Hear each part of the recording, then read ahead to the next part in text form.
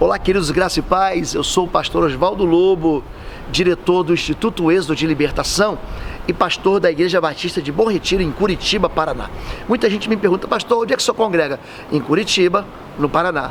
A igreja mais acalorosa, mais cheia de Deus ali no nosso bairro. Você vai ser profundamente impactado. Eu quero convidar você. Os nossos cultos acontecem sempre nos domingos às 10 da manhã e às 19 horas e também na quarta-feira, às 20 horas. Eu quero que você se ligue nas informações, nas dicas e nas novidades que vem por aí. Dá uma olhada aí. Agora no mês de outubro de 2019, de 4 a 6 de outubro, estaremos ministrando o Seminário Avançado em Intercessão e Chamas. É uma escola de guerra. Você vai aprender a orar, você vai aprender a se posicionar, você vai aprender, a Bíblia diz que nós seremos chamados restauradores de brechas e reparadores de veredas para a vida eterna. Eu te espero lá de 4 a 6 de outubro, em Curitiba, Paraná. Entra no site www.institutoexodos.com e ali você vai ter todas as informações com relação ao hotel, alimentação e valores e o seu investimento. Deus o abençoe. Eu te espero lá. Você que no teu coração já sonhou em viajar para Israel, eu quero convidar você nesse ano de 2019. Estaremos numa caravana de 28 de outubro até o dia 8 de novembro em Israel, Terra Santa. Vamos dar uma passada na volta em Paris, mas eu quero dizer que você vai ter um encontro com Deus. Lá você vai ter uma experiência de pisar na Terra Santa e ver a Bíblia em cores vivas. Eu quero dizer para você que a sua vida nunca mais será a mesma. Fique com a gente, entra lá, o nosso telefone da nossa operadora é 41 31 56 0101. 41 é o DDD, 31 56 0101. Eu espero você lá. E os nossos cursos, Sangue nos Umbrais, é um seminário de libertação e batalha espiritual, e o Estágio de Guerra Espiritual, que é uma conferência de batalha espiritual, já estão na nossa plataforma digital de ensino à distância. Você entra lá no cursos.pastorlobo.com, você vai encontrar. São horas e horas de treinamento para abençoar a sua vida e para te dar ferramentas e armas de guerra para você vencer as trevas e tirar aqueles que você ama, a sua igreja, dos cativeiros das trevas. E os livros que vocês me pedem estão numa plataforma www.institutoexodos.com. Esses livros vão abençoar profundamente a sua vida e vão te dar ferramentas, vão te dar armas para você vencer as trevas e tirar a sua família, a sua igreja e todos aqueles que você ama dos cativeiros das trevas. Deus te abençoe. Queridos, eu quero pedir que você já dê um like nessa mensagem e que você compartilhe para que outras pessoas sejam abençoadas. O nosso canal tem atingido muita gente, mas tem muitas pessoas ainda precisando da liberdade que existe em Cristo. Então, eu quero convidar você, dá um like, dá um joinha e depois compartilha com alguém para que essa pessoa também seja abençoada como você está sendo abençoado. Fica com Deus. Forjando homens de honra. A honra é uma palavra que traz peso sobre a vida ou sobre o posicionamento de uma pessoa. Uma pessoa que é honrada, ela recebe sobre seus ombros uma responsabilidade de ser canal, de ser direção e de ser o motivo para exemplo de uma igreja, de um povo ou de uma nação. Hoje eu quero falar sobre a vida de um homem que foi forjado. O que tem definido o sacerdócio masculino são princípios eternos que estão revelados na Escritura Sagrada, mas que hoje estão sendo ignorados, abandonados, destituídos. Hoje, quando a gente fala sobre conservadorismo, o fulano é conservador.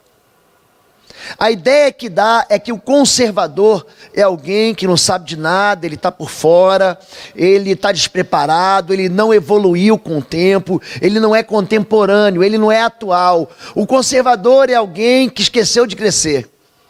Na verdade, o abandono desses marcos bíblicos tem trazido muito sofrimento dentro da realidade brasileira e dentro da realidade mundial.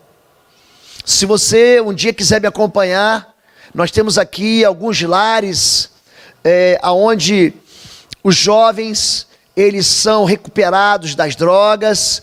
Existem algumas casas de recuperação de jovens que foram apreendidos por algum ato infracional. O jovem não comete crime, né? Ele comete ato infracional menor de idade. E nesses lugares existe um denominador comum, que é a ausência da figura do pai. Só pode perguntar para todos eles: cadê seu pai? Eles não têm pai. Davi é um homem segundo o coração de Deus, mas ele nasce sob uma perspectiva muito negativa. Ele não é filho legítimo do seu pai. A Bíblia diz no Salmo 51, ele confessando o seu pecado, ele diz: em iniquidade me concebeu a minha mãe. E ele nasce assim, sendo rejeitado. Quando Samuel vai visitar a casa do pai dele para ungir o próximo rei de Israel, ele sequer foi considerado como filho de Jessé. Mas eu quero contar aqui como Deus usou a vida desse homem para transformar toda uma nação. Ele pode usar a minha vida e ele pode usar também a sua vida. 1 Samuel capítulo 30, do verso 1 ao verso 4, conta uma história, uma passagem muito triste, caótica, dramática da vida de Davi. Sucedeu, pois, que chegando Davi e os seus homens ao terceiro dia a Ziclag. Ziclag é uma cidade ao sul do deserto do Negueve, mais abaixo de Judá. Já os amalequitas tinham invadido o sul, e Ziclag tinham ferido a Ziclag e a tinham queimado a fogo. E tinham levado cativas as mulheres e todos que estavam nela, tanto pequenos como grandes. A ninguém, porém, mataram, tão somente os levaram consigo, e foram o seu caminho. E Davi e seus homens chegaram à cidade, e eis que estava queimada a fogo, e suas mulheres, seus filhos e suas filhas tinham sido levados cativos. Então Davi e o povo que se achava com ele alçaram a sua voz e choraram, até que neles não houve mais força para chorar. Se há algo certo na nossa vida, é que nós vamos passar por crise. Você que casa, a pessoa pensa que casamento é lua de mel. Sim, tem lua de mel, mas não é só lua de mel. Nós passaremos por situações em que a gente não gostaria de passar. Nós enfrentamos enfermidades, nós enfrentamos problemas, nós enfrentamos abandonos, nós enfrentamos muitas vezes, gente, aquilo que a gente não quer enfrentar. Davi, ele está vivendo um período da vida dele, que ele está afastado do seu local, onde ele cresceu, em Belém. E ele vai morar numa região muito pobre, infértil, um deserto, uma cidade abandonada, esquecida, e dada para ele pelos filisteus. Os filisteus eram inimigos de Israel, mas nesse tempo, Davi também era inimigo de Saul. Na verdade, Saul era inimigo de Davi, Davi não tinha nada contra Saul. Então os filisteus acolhem eles nas suas fileiras de tropa, como quem diz: o inimigo do meu inimigo é meu amigo. Os filisteus ali estão lutando contra Israel, então assalariam, trazem esse homem para servir no exército de Israel. Só que quando ele chega do seu trabalho, assim como eu e você, um dia ele chega em casa, a sua família é levada embora, os seus filhos são levados embora, e aí quando o mal toca na gente, só resta chorar.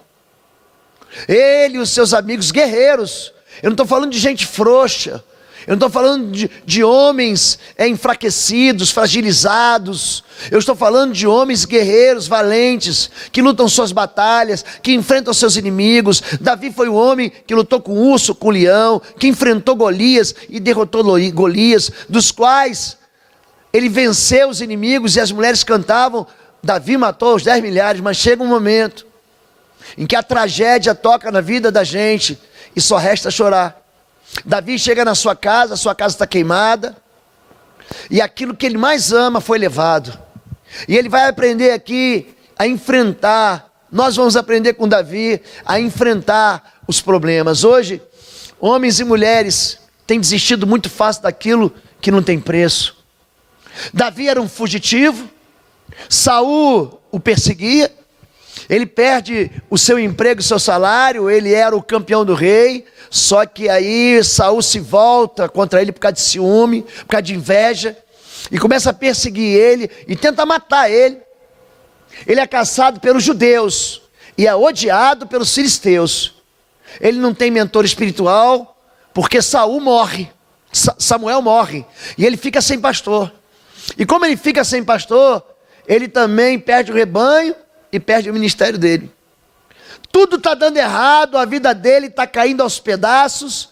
Ele não tem casa em Israel, ele vai morar nesse território infértil do Negev, de Ziclag. É obrigado a trabalhar para os inimigos de Israel, perde o pouco que tem numa pilhagem, encontra sua casa em ruínas, sua família desintegrada. Muita gente hoje desiste. Muita gente, o primeiro probleminha que tem, fala: eu não quero mais, eu vou embora. Quebra tudo, descontrolado. Pessoas despreparadas, porque não receberam em casa um preparo para ser homens. Casamento é para homem. Casamento é para macho. Casamento não é para infantis.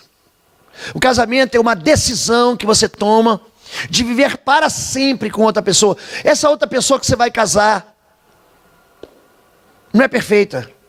Aliás, foi no ambiente do casamento que Adão e Eva pecaram. Foi no ambiente perfeito de um paraíso que o mal entrou na humanidade, que o pecado entrou na humanidade. Muita gente pensa que o casamento vai ser sopa, vai ser moleza, que ter uma família é tranquilo. Nós passamos por problemas, nós passamos por situações em que as vidas às vezes só assim são caóticas. Eu recebo toda semana pessoas no gabinete me contando essa história de Davi aqui. Perdi minha família, perdi meu cônjuge, perdi meus filhos, perdi meu emprego, estou sendo perseguido, me colocaram na justiça, estão tentando roubar de mim. Eu fui roubado inclusive, mas estão tentando tirar ainda mais de mim. Pessoas que vivem com as suas vidas aos cacos que você tem que juntar. Pessoas que tomam decisões tolas. Pessoas que acham, no seu coração acham, que existe um caminho de fuga mais fácil, de desistência que é mais fácil, que não querem reconstruir, que não acreditam que são capazes de reconstruir, de recomeçar. Davi e seus soldados choraram em alta voz até não terem mais forças. Você acha que você é o único que passa problema? Deus deu uma palavra para um homem chamado Abraão. E Abraão, gente, ele passa ali mais de 25 anos esperando uma promessa. Todos os homens que você conhece na Bíblia, que você ama, todos eles passaram pelo deserto. Isaac foi cavar poços no deserto. Jacó foi para o deserto de Padã Arã. Moisés foi para o deserto de Midian. Isaías, Jeremias, Ezequiel e Daniel experimentaram desertos. O Novo Testamento é recheado de pessoas no deserto. João Batista é a voz do que clama no deserto. O apóstolo Paulo, ele passa, antes dele começar a ministrar, 12 anos no deserto de Damasco. Jesus foi 40 dias para o deserto. Gente, o deserto não é um lugar ruim, mas é um lugar onde Deus forja o caráter. Em Deuteronômio capítulo 8, Deus diz: eu levei você para o deserto, eu te humilhei, fui eu que te deixei passar fome, para que você entendesse que nem só de pão vive o homem, mas de toda palavra que sai da boca de Deus. É no deserto que os milagres acontecem, é no deserto que o pão chove do céu, é no deserto que a água volta da rocha, é no deserto que Deus manda codornizes, num milagre acontecendo no meio do deserto. É no deserto em que as crianças crescem, e as roupas crescem juntos. Você já imaginou isso? Você andar com um sapato, o sapato do teu pé crescer, você é garoto, e o sapato crescer junto. O deserto é uma realidade na vida da gente, e Deus tem um deserto sob medida para cada um de nós. O deserto, ele funciona para forjar em nós o caráter do homem verdadeiro, da mulher verdadeira, da mulher segundo o coração de Deus, do homem segundo o coração de Deus. Mas tem vezes que a gente não aguenta, pastor, e o meu desejo é chorar, é sentar e chorar e desistir. Davi, ele chora com seus homens até não terem mais forças. No verso 6, 1 Samuel 30, conta sobre a angústia da ruína que eles estão vivendo. Davi muito se angustiou, porque o povo falava em apedrejá-lo, porque a alma de todo o povo estava em amargura, cada um por causa de seus filhos e das suas filhas. Todavia, Davi se fortaleceu no Senhor seu Deus. O único apelo que ele podia fazer era Deus. Não há esperança. Por que a Bíblia diz no Evangelho de Lucas: bem-aventurados os pobres, bem-aventurados os mansos, bem-aventurados os que têm fome e têm sede, bem-aventurados os que choram? Não dá uma impressão que ele está invertendo a pirâmide? Não, pastor. Bem-aventurados os que riem, bem-aventurados os fartos, bem-aventurado quem não tem fome, bem-aventurados aqueles que sabem se defender. A questão é que a gente só se dobra diante do Senhor quando a nossa vida vai à falência. Tem gente que espera o casamento ser destruído para vir buscar o Senhor. Tem gente que vai empurrando com a barriga os seus problemas. Ele só se lembra de Deus no último segundo do segundo tempo da partida. Querido, a vida da gente, ela é feita de semeaduras. Um casamento é semeadura. Filhos no altar são semeadura. Eu não me lembro dos meus filhos terem ficado em casa, nem como crianças, nem como pré-adolescentes ou quase adolescentes, nem como adolescentes. Pensa assim num pai que não teve aborrecimento com os filhos. Fui eu. Nós ensinamos os nossos filhos a baterem na porta do Senhor, a viverem no altar. O nosso Deus é um rei. Eu falei: eu quero levar você para dentro do palácio do rei. Eu quero ensinar vocês. Quantas vezes eu tive que falar para meu filho não jejuar, porque ele me via jejuando. Gente, o menino já é seco. Aquela costela dele, eu me lembro, seca. Eu falei: está jejuando, filho. Ele queria namorar a moça, e a moça não dava bola para ele. E ele começou a jejuar por isso e por outras coisas também.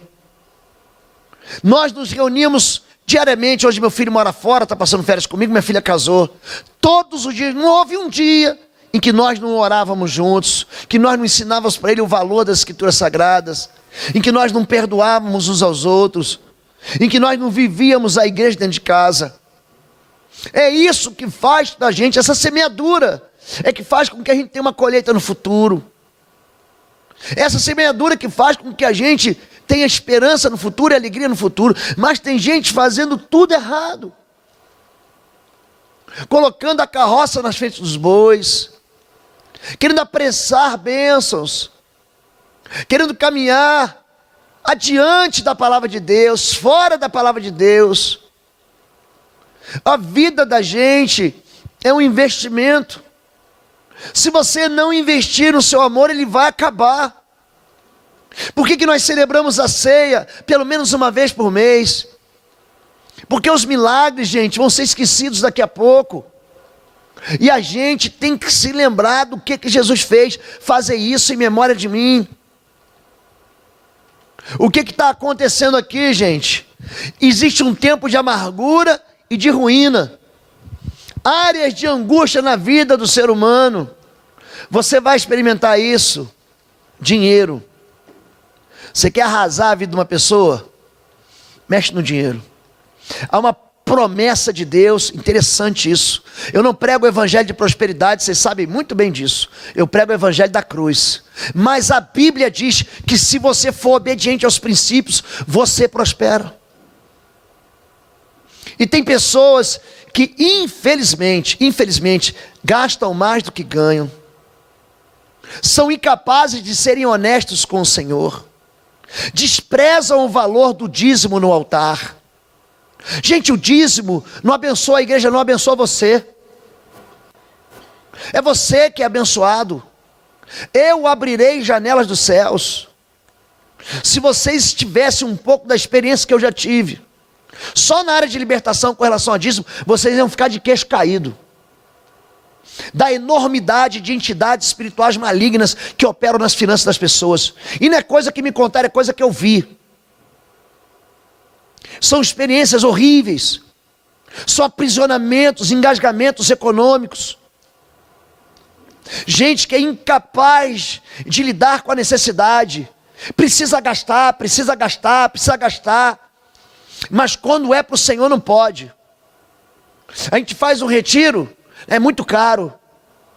Você sai para comer, você gasta R$200, mas o retiro é caro.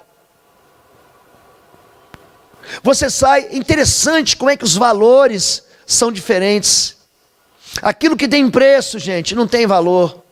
Mas aquilo que você não consegue colocar preço, isso tem valor. Quanto você daria, você que tem um filho afastado, você que tem um casamento destruído, você que tem uma enfermidade, quanto você investiria para que hoje você tivesse curado, seu casamento fosse feliz e teus filhos estivessem sentados aqui na igreja com você? Quanto? Nós desprezamos os valores de Deus. E se há uma área de ataque, é a área financeira. Gente, é o pior espírito imundo denunciado na Bíblia, Mamon, o pior dele. É o único que Jesus fala, sabia disso? Jesus não fala de mais nenhum. São denunciados no Novo Testamento Apolion, Belzebu, Belial. Jesus não fala nenhum dele, mas fala, cuidado com isso aí, Mamon. Em Mateus 6,24, ele vai arrasar a sua vida. Ele vai roubar Deus do teu coração. Você não pode servir a Deus e a Mamon. Cuidado, você vai amar um e vai odiar outro. Quem aqui ama o Senhor Deus? Levanta a mão. Amém? Tá bom. Quem aqui odeia o dinheiro? Ai, pastor, eu odeio o dinheiro. Porque a Bíblia diz, você vai amar um, você vai odiar o outro. E as pessoas constroem as suas vidas em volta do Deus dinheiro. As pessoas constroem as suas histórias em volta dos recursos.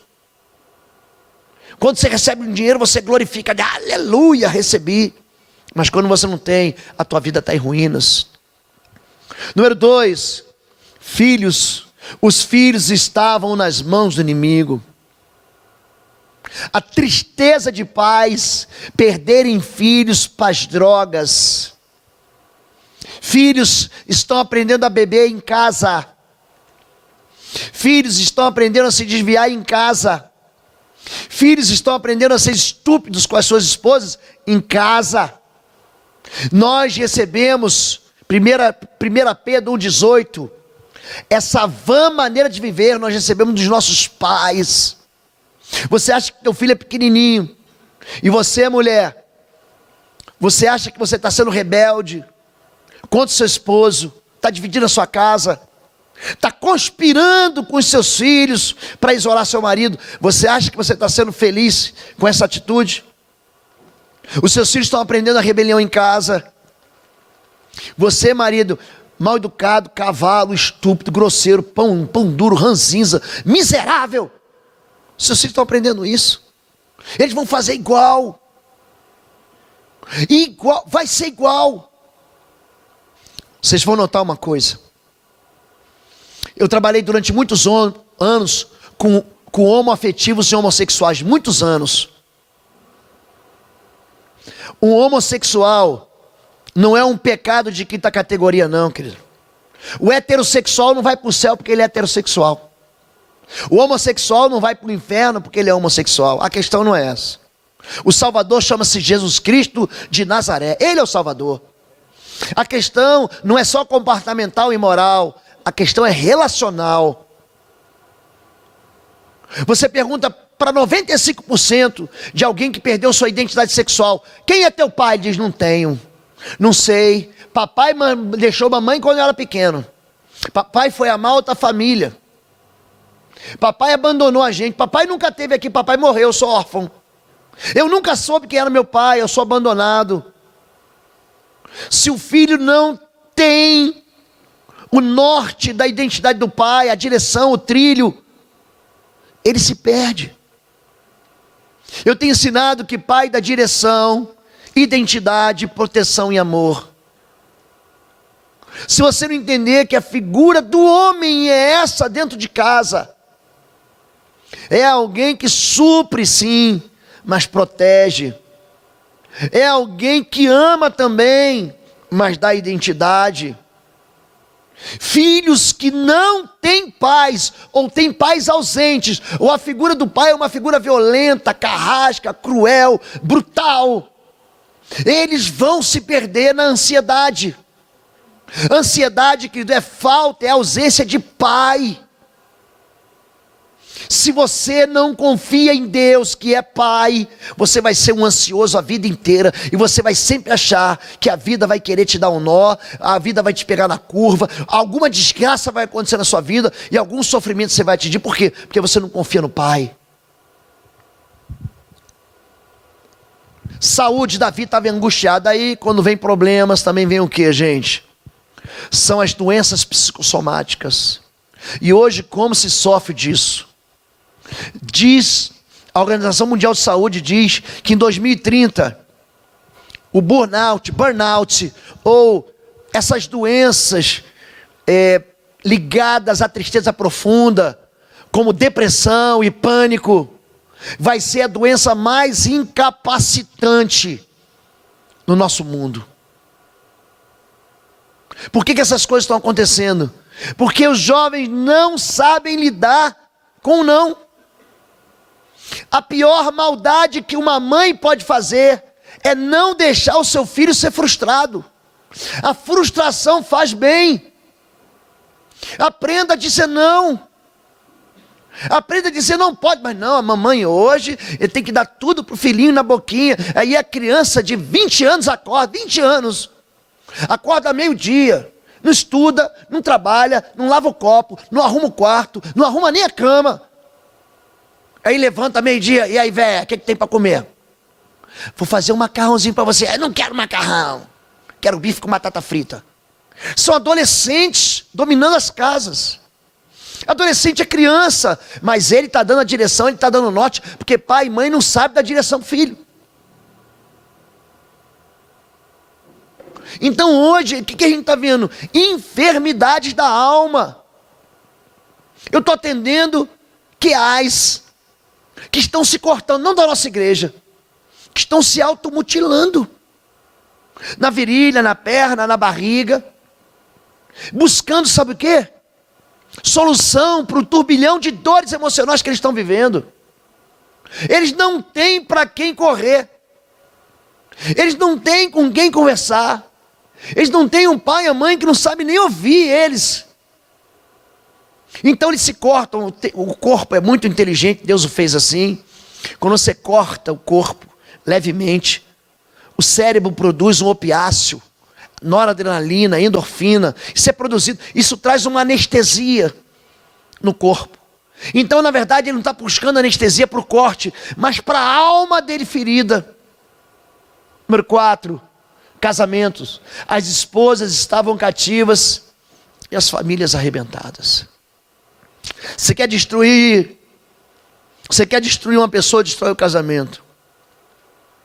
Você repara que nas prioridades de Efésios capítulo 5, Deus diz, primeiro Deus, depois seu casamento. Isso é prioridade. Tem gente que embola tudo, coloca filho, coloca igreja na frente. Você precisa entender isso, querido. A tua prioridade é a tua vida com Deus.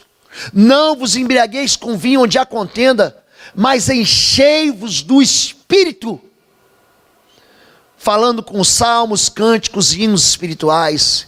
Primeiro a sua vida com Deus. Buscai, portanto, em primeiro lugar o reino de Deus e sua justiça, e todas essas coisas vos serão acrescentadas. Número 2 é o teu casamento. Não há ninguém mais importante na minha vida depois de Deus do que minha esposa. Ninguém é mais importante.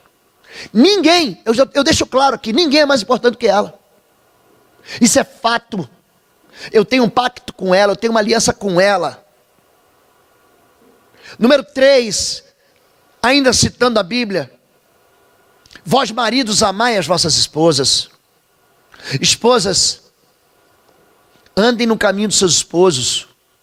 Para de rachar a tua casa, para de dividir o seu lar. Uma casa dividida não subsistirá. Se o marido é o telhado da casa, a mulher é a coluna. A submissão, ela está por baixo, submisso. O submarino sustenta a coluna d'água. Mulheres, em tudo, anda com seu marido para você ver. Começa a orar junto, começa a concordar na terra, começa a dizer para Deus assim, Deus, nós concordamos que o Senhor vai fazer um milagre aqui na nossa casa, para você ver o que vai acontecer. Terceiro lugar, cuide da sua família. Aí é que entra filho, sogra, mãe, cachorro e papagaio. Tem gente que cuida mais do cachorro do que de gente. Gente, é impressionante como é que tem gente. Interessante isso.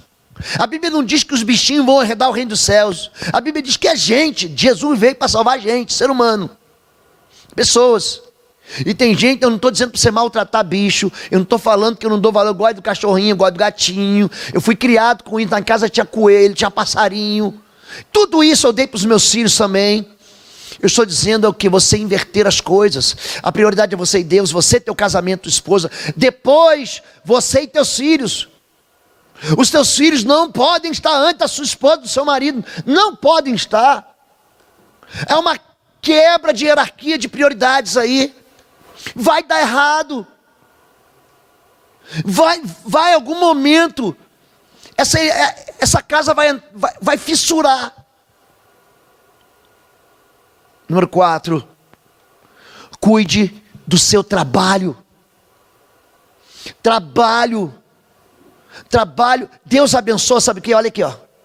A obra das mãos. Deus diz: trabalharás 6 dias. No 7º você descansa. Tem gente que quer descansar 6 dias e trabalhar 1. Não, esse negócio de lei do sábado não presta para mim. Não, para mim também não presta não, querido. O Shabá para mim é só o descanso mesmo. Agora à tarde eu vou ter um descanso, pronto. Mas à noite eu vou trabalhar de novo. Agora o que está acontecendo? As pessoas não querem trabalhar. E querem ser abençoados.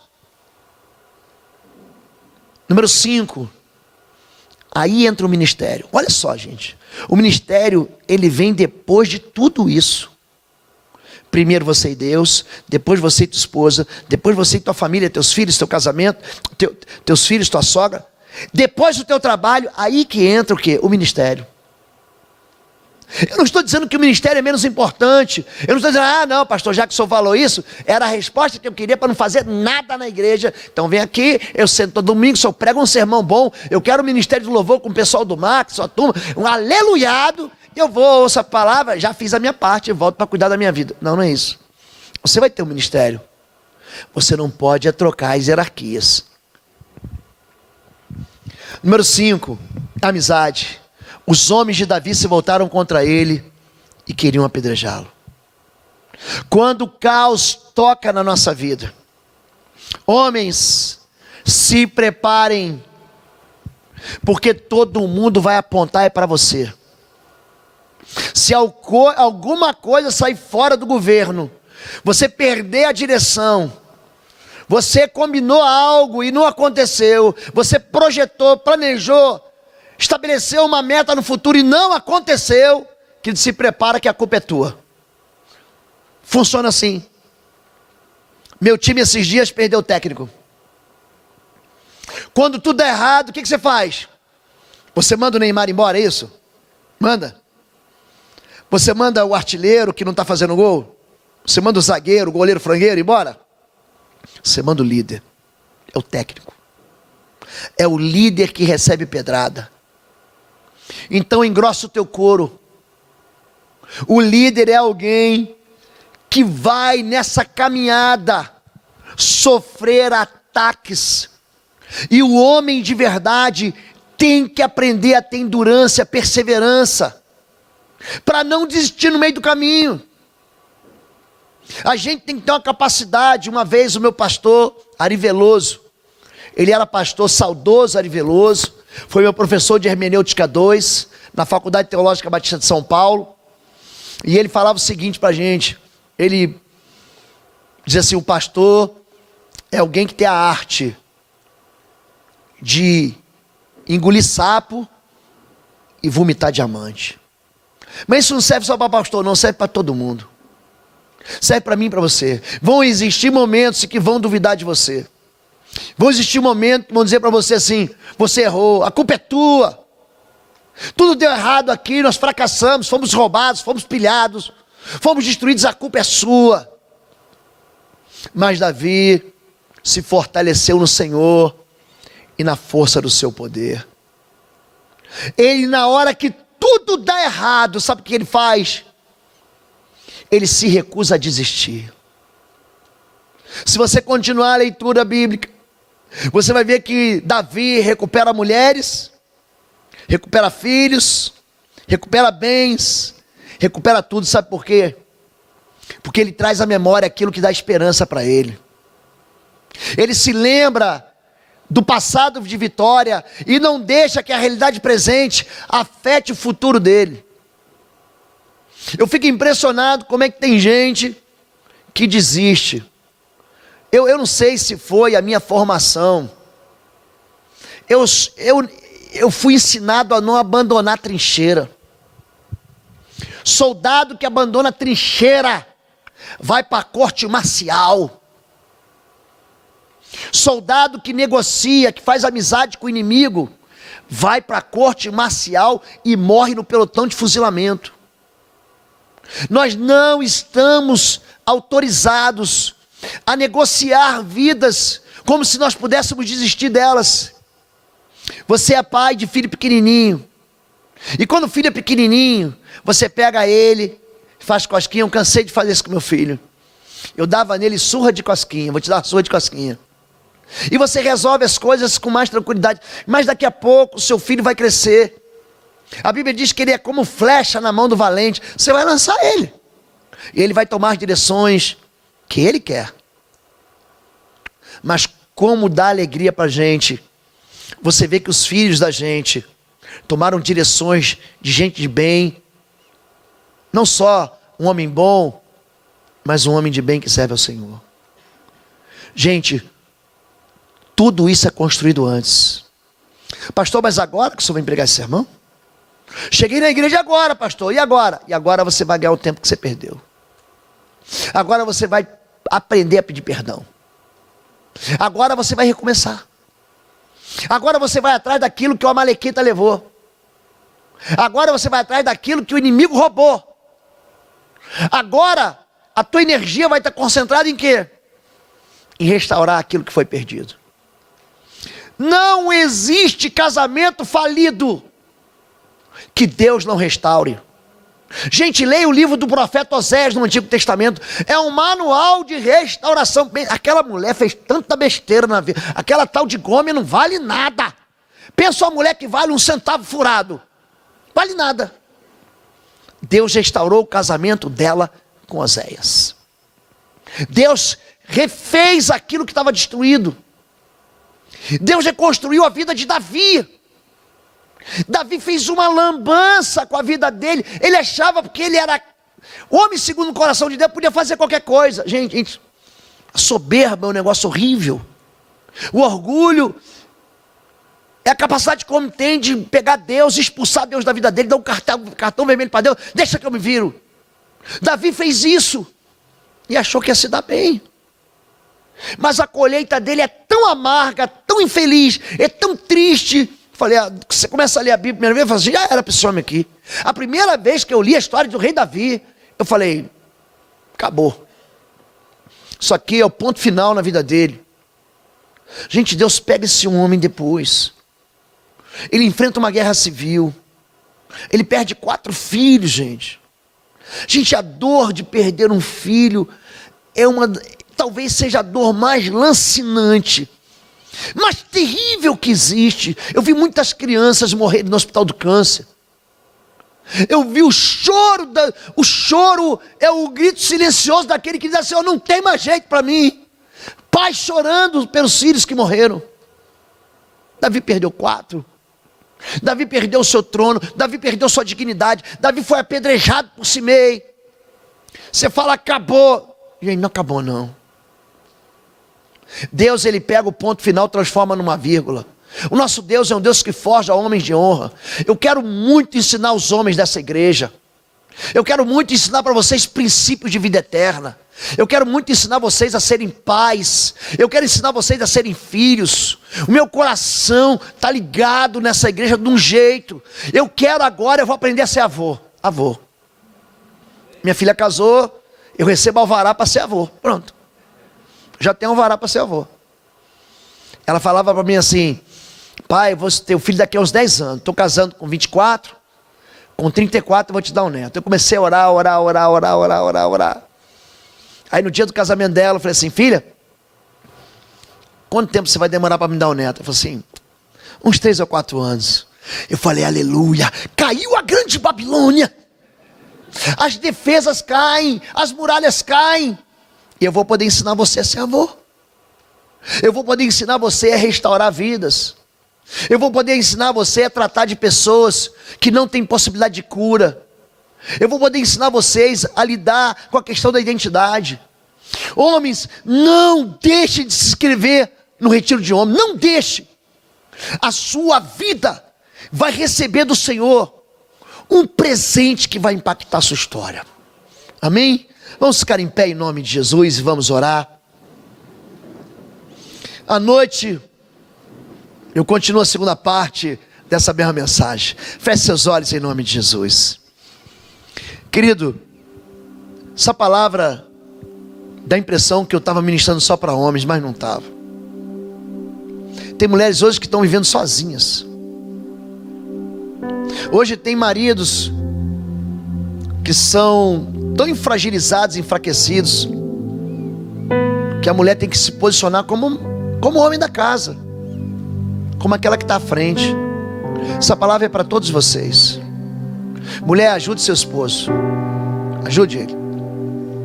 O seu esposo precisa de ajuda. Eu vou repetir, hein? O seu esposo precisa de ajuda. Não é bom que o homem esteja só. Far-lhe-ei uma ajudadora idônea.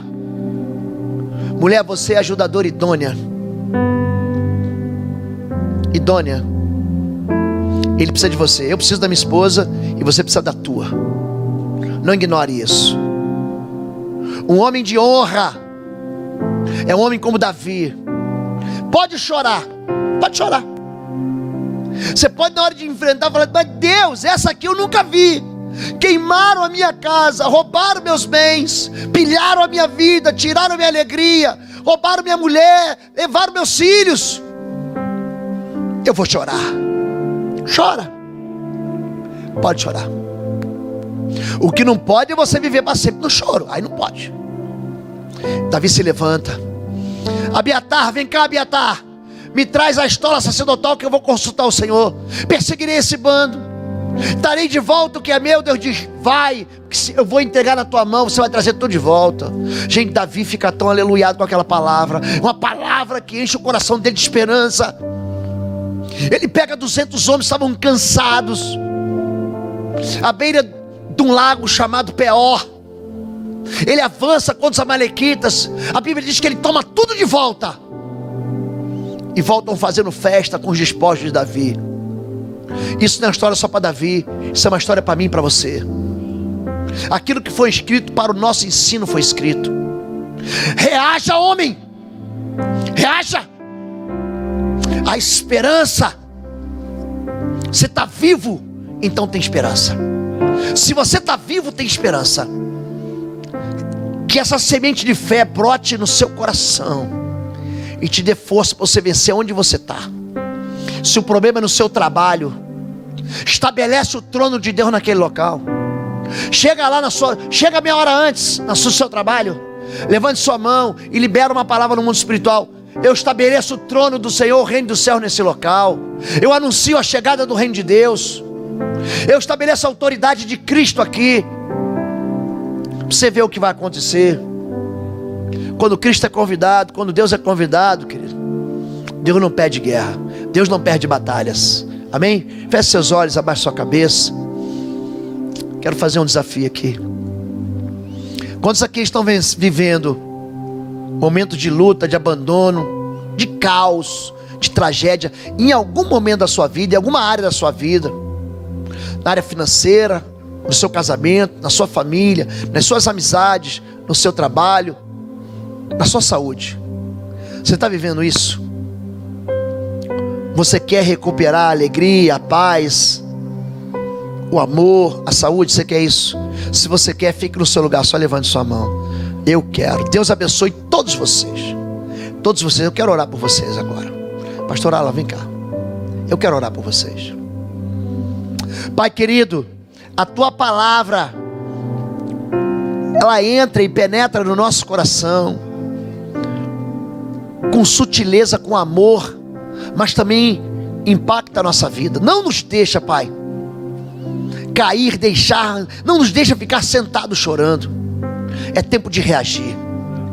Sopra sobre nós do teu Espírito Santo.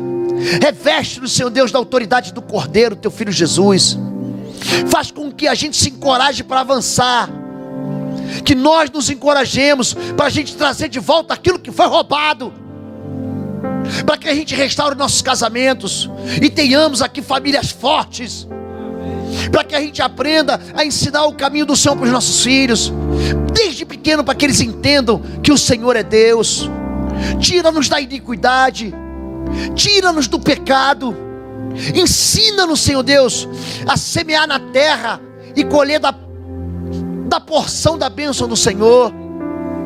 Encoraja-nos como homem de honra, faz de nós valentes, faz de nós um sinaleiro do reino, faz de nós, Senhor Deus, varões que andam e dão direção para a nossa casa, que dão identidade aos nossos filhos, que dão proteção à nossa família, que amam, Senhor Deus, as nossas casas.